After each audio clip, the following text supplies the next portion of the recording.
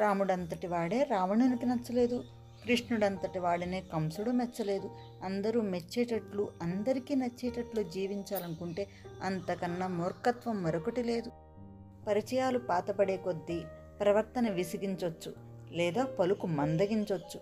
కానీ అంత మాత్రానికే బంధాలు పలుచబడినట్టు అనుకోవద్దు. నేను చెప్పిందల్లా ఒప్పుకోవాలి, నాకు కావలసిన ప్రతిదీ వెంటనే ఇవ్వాలి, నాకు నచ్చినట్లే అందరూ ఉండాలి అని ఎప్పుడూ అనుకోవద్దు. భరించడం నేర్చుకుంటే బ్రతకడం సులభం. మనస్సును ప్రశాంతంగా ఉంచుకోవడం తెలిస్తే మనశ్శాంతిగా ఉండవచ్చు. చచ్చిన చేప మాత్రమే నీటి ప్రవాహంలో వెళ్తుంది. బ్రతికున్న చేప నీటికి ఎదురెళ్తుంది. నీ స్థితి ఏమిటో నువ్వే తెలుసుకో. ప్రతి భర్త తన భార్యను మరో తల్లి రూపంగా భావిస్తే, ప్రతి భార్య తన భర్తను మొదటి బిడ్డగా పరిగణిస్తుంది. నేను అనే అహంకారం ఉన్నవాళ్ళు అందరూ ఉన్న ఒంటరి వారే.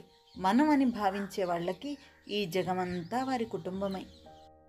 చాలా విచిత్రమైనది ఈ లోకం.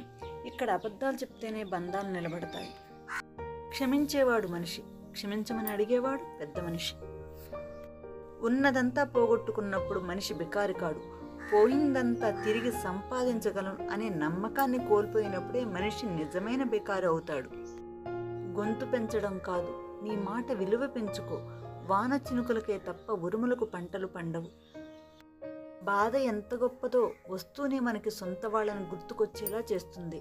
సంపద ఎంత చెడ్డదో వస్తూనే మనకి సొంత వాళ్ళని కూడా మర్చిపోయేలా చేస్తుంది.